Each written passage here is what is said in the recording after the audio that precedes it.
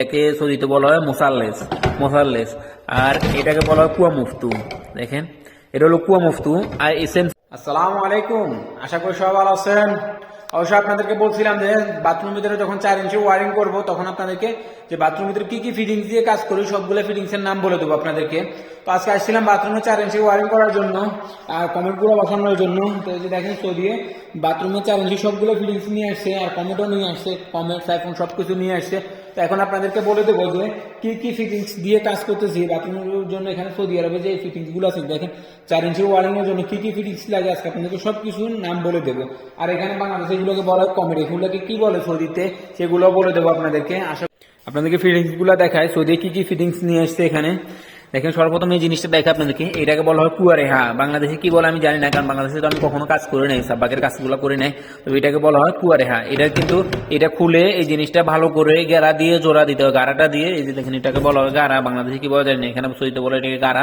তো গাড়াটা দিয়ে ভালো করে এটা জোড়া লাগা নিতে হয়। আর এই যে এটাকে বলা হয় ওয়াই, এটাকে এমনিতে আমরা ওয়াই বলি। আর এই যে দেখেন 3 মুখী যেটা আছে বাংলাদেশে কি বলে মনে টি বলে মনে হয়, এটাকে সৌদিতে বলা হয় মোসাল্লেস মোসাল্লেস। আর এটাকে বলা হয় কুয়া মুফতু। দেখেন এটা হলো কুয়া মুফতু। আর এই সেম কিন্তু আরেকটা আছে, যে দেখেন এটাকে বলা হয় কুয়া আদি। এটা আরবা পোসা, এগুলো সবগুলো হলো আরবা পোসা, মানে 4 ইঞ্চি যে সামানগুলো আছে এগুলোকে বলা হয় আরবা পোসা। এখানে এগুলো সবগুলো কিন্তু 4 ইঞ্চি ভাবে এগুলোকে বলা হয় আরবা পোসা। আর এটা হলো যে কুয়া আদি, এটা হলো এই দুটোটা কিন্তু সেমই। এটা হলো যে কুয়া আদি, এটা হলো কুয়া মুফতু, শুধু একটু পার্থক্য হালকা একটু, তেমন বেশি নাই। এই দেখেন তারপর যে আপনাদেরকে জিনিসগুলো দেখাই, দেখেন এখানে নিয়ে এসে মাগাদ। বাংলাদেশে কি বলে কমেন্ট বলা হয় মনে হয়, বাংলা কমেন্ট, এগুলো কমেন্ট বলা হয়, এগুলোকে সহিতে বলা হয় এই মাগাদ। এখানে মাগাদ ছোট এগুলো আছে 5টা আছে, ছোট আছে 4টা আছে যে বড় বড়।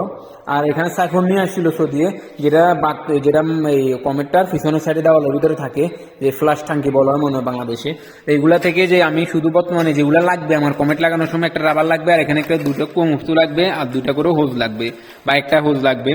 এই যেগুলা লাগবে আমার এগুলো শুধু আমি রাখছি, আর যেগুলো আছে বাদ বাকি যেগুলো আছে এগুলা পুরো সাইফোনটা সব আমি সৌদি দিয়ে দিয়েছি, সৌদি গাড়িতে করে বাড়িতে নিয়ে গেছে।